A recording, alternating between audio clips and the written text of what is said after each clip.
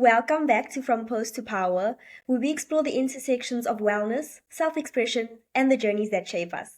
I'm your host, Tyla, and today's guest brings incredible fusion of mindfulness, entrepreneurship, and inner strength. Jade is the founder of a sustainable underwear startup, a voice in the Muay Thai community, and holds a master's in counseling psychology. She's also a Reiki master, a yoga lover, and an advocate of empowered living in all forms. Jade, welcome to the podcast. Thank you. That was a nice introduction. You guys did your Lovely to homework. have you. Lovely to have you here today. Let's start with your background. You have this amazing blend of psychology, martial arts, and entrepreneurship. Can you share with us how your path began and how these worlds first started to intersect? The martial arts is because it's like a family business. That's my father. He's been doing Muay Thai all of his life, so therefore I've been around it all of my life. And so Yeah. I think naturally I just got into doing Muay Thai. So I actually competed professionally for a few years. That was like my late teens and early 20s. And then once I finished that, um, I wanted to, because I was really like into fitness, into physical health, right? So I wanted to Yeah. then explore more mental health and psychology and like mindset of people, because I actually also had a major back surgery, and I overcame that, like, I think more mind over matter. And so I studied psychology myself, and then after that I was like, okay, maybe this is something that I want to do. So Yeah. I had a master's degree in counseling psychology, and then worked as a school counselor and um, private counselor for like up to 5 years after that. And then Awesome. entrepreneurship, thank you. Entrepreneurship, that came recently since getting pregnant and having a baby. I just felt like all the clothes, everything that you wear these days is just polyester. It's all like synthetic fabrics, especially underwear. And like when you're going through such a big stage of your life, like pregnancy and birth, your hormones are all over the place. I mean, they're already, as a woman, they're always all over the place Yes. anyway, but even more so, right? So that's when like I realized, okay, actually the fabrics also like affect that. And so I just wanted to find like healthier alternatives, which were hard to find, especially in Thailand where I live. And so I was like, okay, maybe I'll just start my own brand. And here we are. Interested in healing and movement? Yes, yeah, that's always been something that's really rang true to me, is like, yeah, just everything about health and wellness is just, I just found it really fascinating. Mm. Awesome stuff. And what was your original career goal growing up? Like from day one, when you were young, what did you always say you wanted to be? I never get this question. You know, so when I was younger, I actually was born and raised in England, and I lived there until I was 14. And my parents, they owned two Thai restaurants and a karaoke bar. And I just always wanted to be an entrepreneur. And I didn't even probably fully know like what is entrepreneur and what I would be an entrepreneur, like what type of business owner, what type of business, I don't know. But just that word was something that I was like, oh, I like that. I like the sound of that. I want to be an entrepreneur. Yeah. So whether that's being an entrepreneur of myself, doing psychology, or an entrepreneur with my brand, I guess, we can kind of like find my way. Just something of your own. Yeah. And what challenges have you faced so far with being a founder of a business? hmm Well, starting a business at the same time that you've just like given birth to a baby, that is a Yeah, lot. There's a lot of hectic. challenges. Yeah. Like for example, this past week, I feel like I've barely worked on the brand because like I've just been so busy with my baby. I don't know, he's been crazy since he turned 1 years old. So I've just been like chasing after him most of the time, and I'm like, oh my god, I'm neglecting my brand. So that's really the biggest challenge that I'm having right now. But then if it's not with about baby and it's just business, I think marketing is the hardest part for me. Like social Mhm. media marketing or just marketing in general? Everything in general, like everything, yeah, like social media, like you have to know all the best trends, you know, get all the algorithms, make the best videos and photos or whatever, and be very consistent with that. Yeah. That's not my, my profession, so it's something I'm still learning. Yeah, and in general as well, like I've paid for ads that doesn't seem to work, and then where to find the, my target market and how to market to them directly. There's so many things about it. Mm. And how do you feel like you balance creativity and business at the same time? Well, the creativity is creating the post, right? It is Yeah. thinking about what can be unique and how can I make a nice post, a nice video? How can I sell my brand? How can I create the brand identity? All of Yeah. this is creativity as well as the products as well, right? And there's a lot of creativity that goes into it. Okay. And I've seen that you're also a Reiki, I hope I'm saying it right, a Reiki Reiki. master. Yeah. And even though you don't practice publicly as much anymore, how has this energy work shaped the way that you approach your own wellness and life? Yeah, so I used to love meditating, and then again, since having a baby, I don't have the time to do that because Yeah. my whole morning is just baby. My whole day is baby. So I do self Reiki at nighttime at times when I'm feeling just really overwhelmed or tired, and then I know that I need a good sleep. That's when I Yeah. practice my Reiki on myself, and so that just kind of helps me. Yeah. Helps you be at peace and just calm down a bit before you rest. Yeah, really, just give myself like Yeah. that kind of self-care moment, even though it's not that Yes, long. yes. Yeah, I think it's really important. And that's actually something that was like the focus of my today, because my today was a bit crazy. And so I Yes. was like, I need to just kind of like step back and yeah, again, think about how I can give myself that Yeah. self-care, that self-love. And even if it's like just like an hour a day, for example, Mm. like that I'm not baby, that I'm not like feeling like I have to do everything around the house, that I'm not businesswoman. It's just like it's just for me, Yeah. And that's it might seem long, an hour a day, but I think it goes by so quick. Yes, yes. Because in that moment, like you barely get any time to yourself, and when you finally do, it's like, and it Yeah. runs out before you even realize.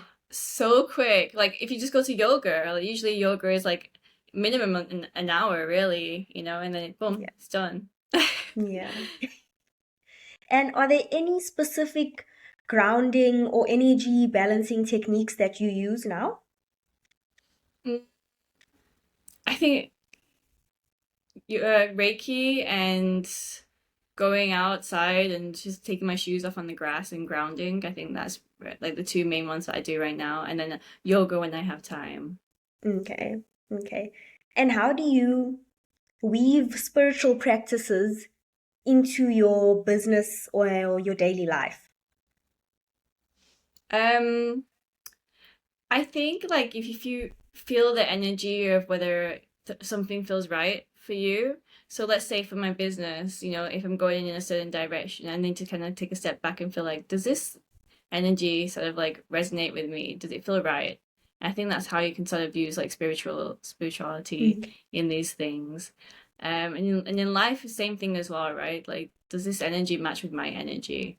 You know, Mm. do I want to like for example, if I'm want to choose an influencer to wear my products, I'm like, does their energy match mine or my Mm. brand? That's something Mm. that's really important as well. Mm. Did I answer Okay, that I see. question properly? I see. No, that's perfect. No, you did it. Let's talk about your connection to Muay Thai. It's powerful, intense, and deeply rooted in culture. What does Muay Thai mean to you? um, Muay Thai, the first word that comes to my head is home, Mm. because I mean, like I said, I've been around it my whole life. It's my family business. My family is like the Muay Thai family. Yeah. Like, so because I have my dad who owns the gym, does many things, and my brother also. My brother is involved in the Muay Thai community as well, and then my mum's helping my dad, and yeah, and then there's me. So we are the Muay Thai family. So Yes. definitely a home, and I feel like wherever I go in the world, if I find a Muay Thai gym, I'll feel at home. So no Yes. matter what country, I'll know like, okay, just go to Muay Thai and I'll feel okay. You know? Yeah.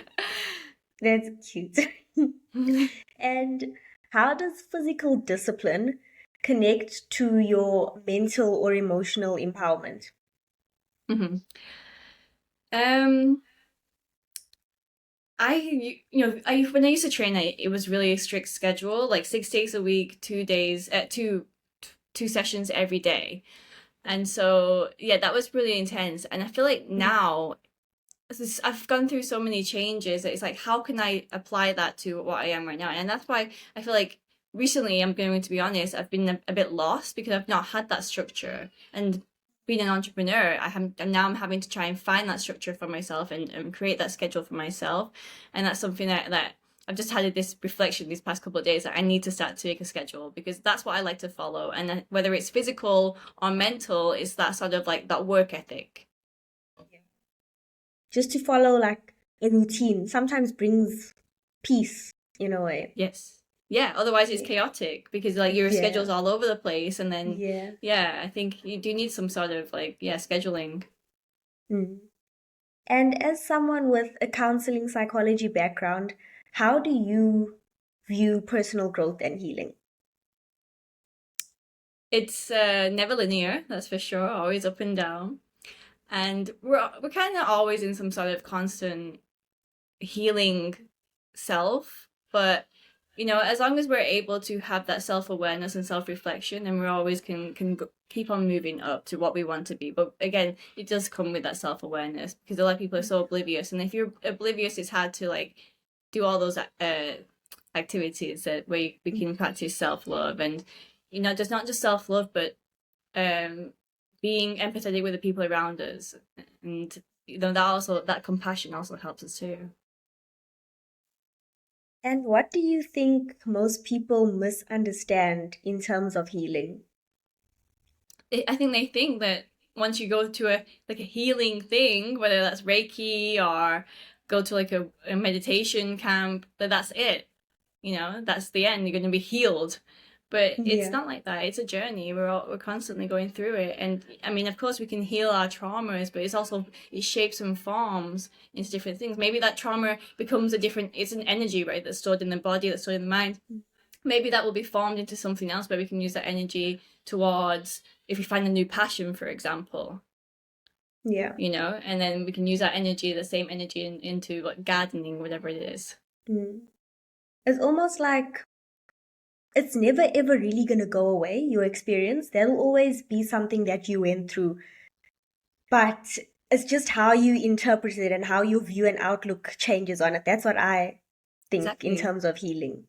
Yeah, no, exactly. And that's what trauma is too, because trauma is different for everyone, and two people can go through the exact same experiences, and for one it could be very traumatic, and for one it might not be at all. They might just like forget about it and move Exactly. on to the next day. So it's really Yeah. how we take it in. Yeah.